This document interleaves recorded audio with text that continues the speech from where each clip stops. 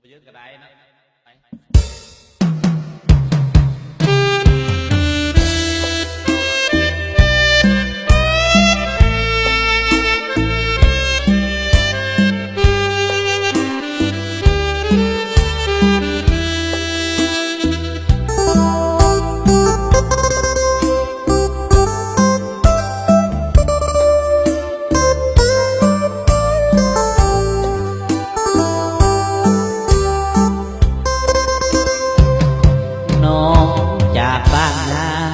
เป็นเวลาหลายเดือนแล้วนี้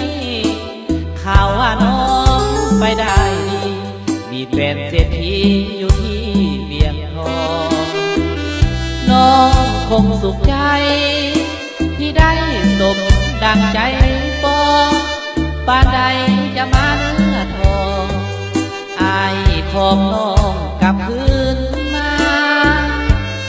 หากมีเวลาจงกลับมา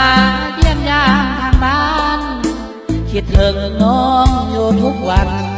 พ่อแม่น้องนั้นคำควรปัญหาได้ขี่รถเก๋งอย่าลืมเสียงเพลงบ้านนาอย่าลืมน้องอินดินนาลุงป้าของเราเดินนายามเดินง่ายสายลมพาเป่าแนมเบิ่งเดือนดาวคิดถึงข่าวฮักกับน้องนาอายคนบุญน้อย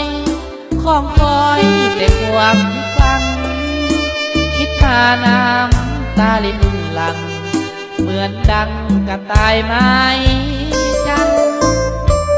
เดี๋ยวนี้น้องสาว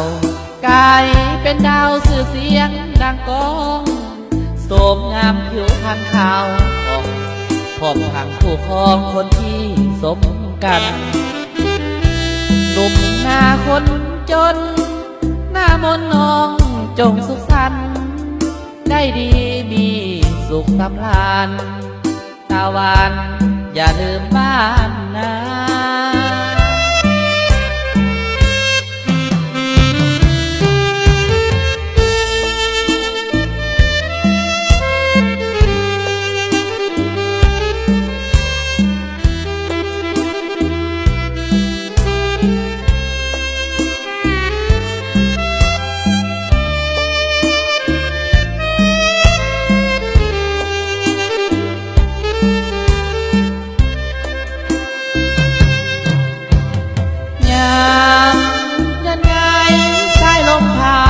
เป่าเห็นเบิ่งเดือนดาวคิดถึงข่าวฮักกับน้องนาอาย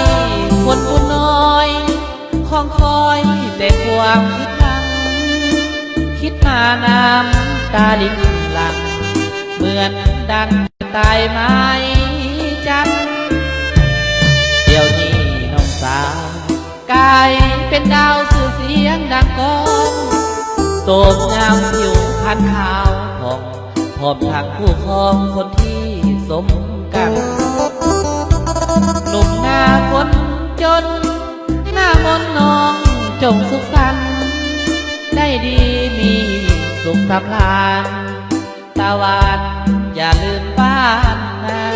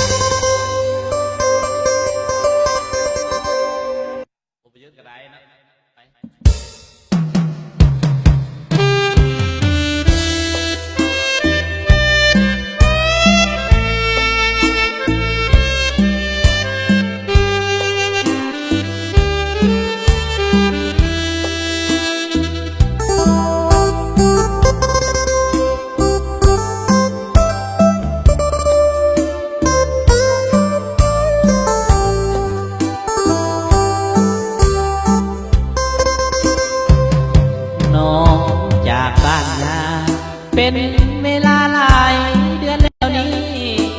ข่าวว่าน้องไปได้ดีมีแฟนเศรษฐีอยู่ที่เวียงทองน้องคงสุขใจ